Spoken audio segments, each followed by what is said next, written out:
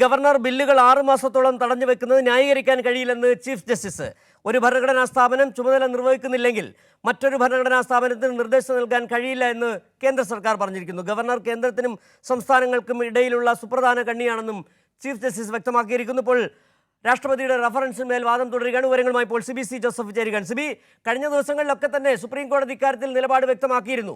ഇങ്ങനെ ബില്ലുകൾ തടഞ്ഞു വെക്കാനാകില്ല, രാഷ്ട്രപതിക്കും തടഞ്ഞു വെക്കാനാകില്ല, ഗവർണർക്കും തടഞ്ഞു വെക്കാനാകില്ല. ഇപ്പോൾ ഒന്നുകൂടി വ്യക്തമാക്കിയിരിക്കുകയാണ്, 6 മാസത്തോളം തടഞ്ഞു വെച്ചിരിക്കുന്നത് ന്യായീകരിക്കാനാകില്ല. എന്താണ് വാദത്തിന്റെ ഏറ്റവും പുതിയ വിവരങ്ങൾ?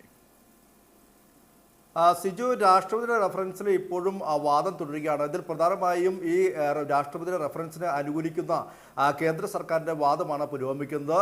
ഇന്നിപ്പോൾ ഈ വാദം പൂർത്തിയാകുകയും ചെയ്യും.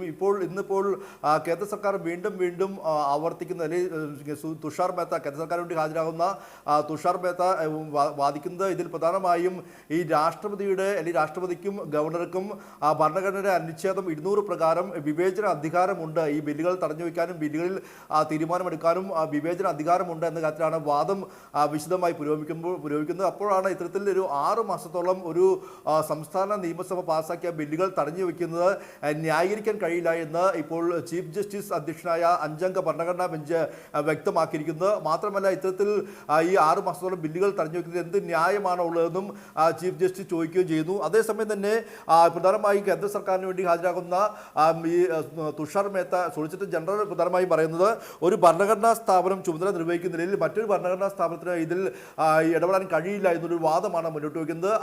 അങ്ങനെയപ്പോൾ പ്രധാനമായും ചീഫ് ജസ്റ്റിസ് ചോദിക്കുന്നത് ഗവർണർ കേന്ദ്രത്തിനും അതോടൊപ്പം തന്നെ സംസ്ഥാനങ്ങൾക്കും ഇടയിലുള്ള പ്രധാനപ്പെട്ട സുപ്രധാനമായ കണ്ണിയാണെന്നും ചീഫ് ജസ്റ്റിസ് വ്യക്തമാക്കുകയും ചെയ്യുന്നു.